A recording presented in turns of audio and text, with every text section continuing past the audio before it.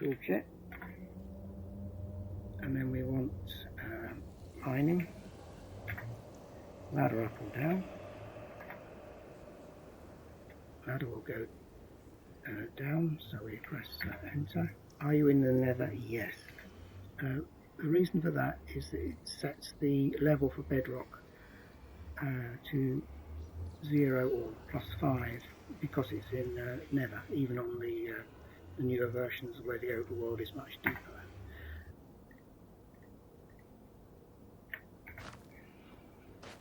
So this works exactly the same as it did on the overworld. There's nothing different here, except of course we're in Nether. So I'll pause at this point until we have got a decent ladder set up.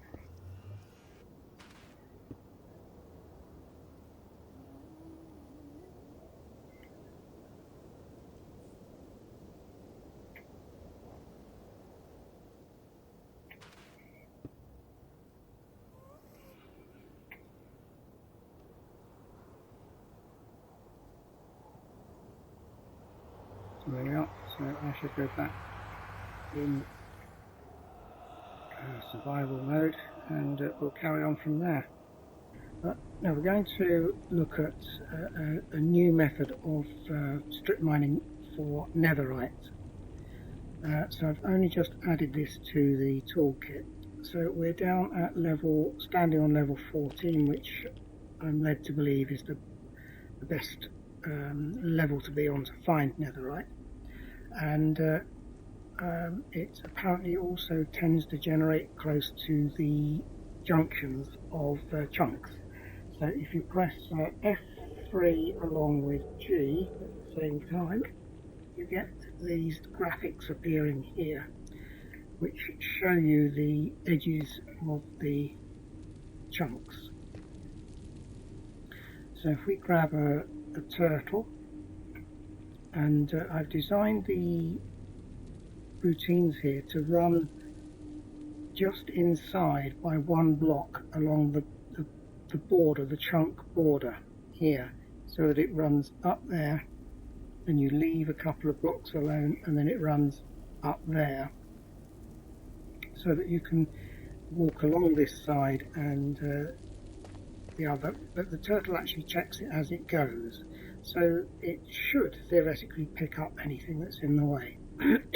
So we need to put this turtle in that square there, so we'll place it down here, do a left, forward, one dig, and then a right, and we should now be in the right space. That's my axe gone. That serves me right for using stone. So you can see where we are in relation to this border where they cross. We are one square over to the left here. So let's press TK. As before, it's the obsidian never an end, and I've now got this new one, number 4, Stripmine Netherite.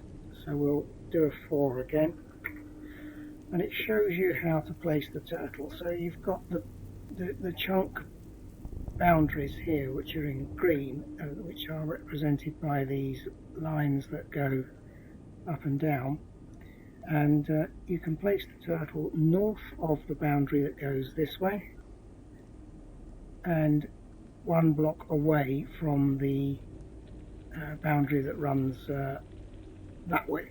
So we're in the correct place now. It's important that you give a strip that's divisible by 16. So for example, if I put 15 in, it'll tell me a number from 16 to 5 won't tell me. It won't accept that. Let's make it 32, I think would be alright for the moment, which it accepts, and then it wants some stone, and of course by that the best thing to use is netherrack. It also wants 8 cobble to mark the corners, so we'll put 8 cobble in, 1 bucket for fuel, and 2 torches. So what it does is it digs a first of all a little alcove this side and puts a bit of cobble on.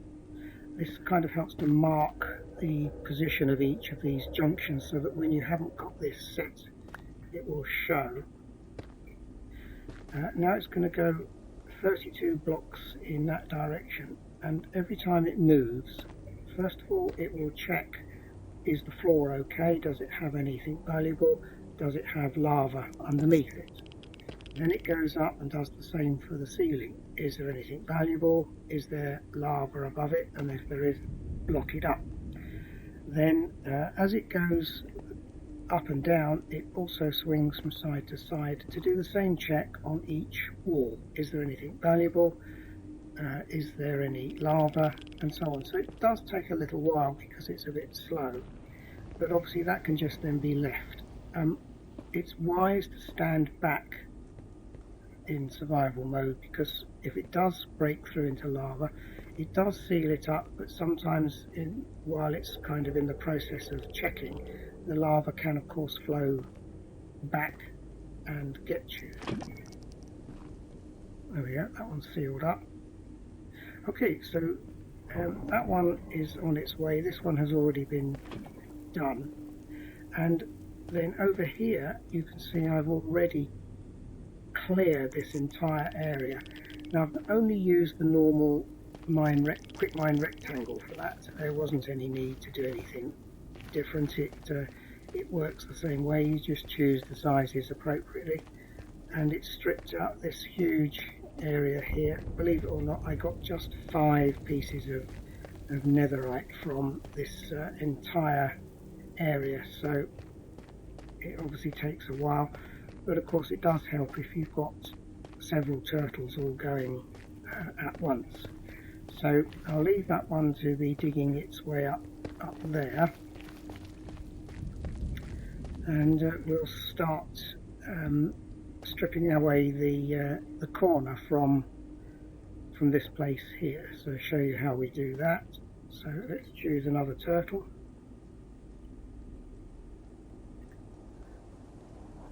So we can do this the same as we would do in the overworld, in that you want to strip away the materials along here. So we can place that where the torch is. Toolkit.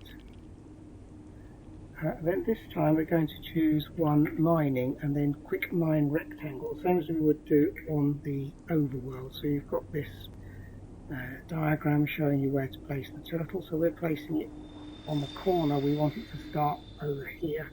So we're on this red corner here, which is number 5. And this is where we get to choose the width.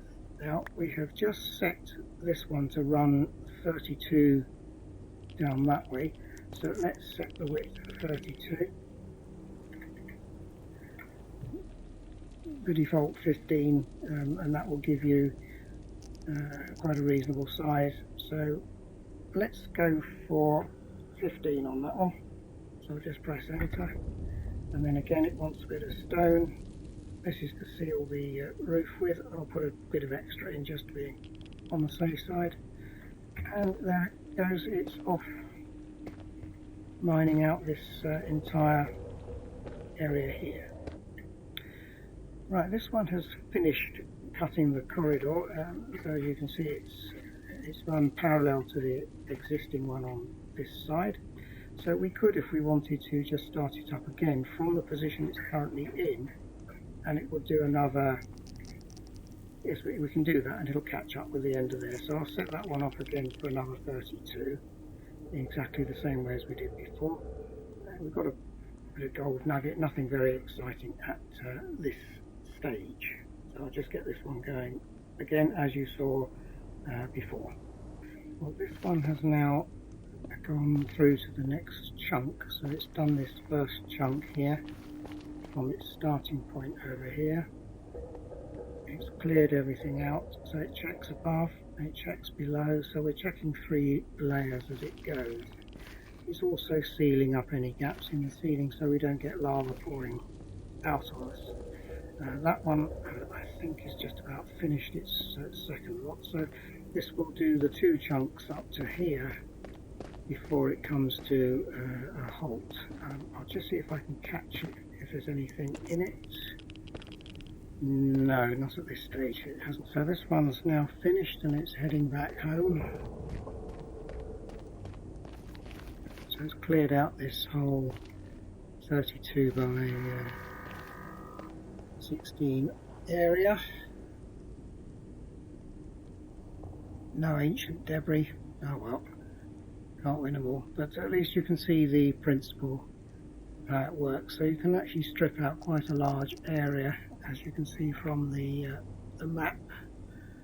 I've done all this here, and I've done a corridor here in order to strip this lot out. So there's plenty to be done. So I'll clear that lot out and see how much netherite it gives. So what you see here so far is just 5 pieces.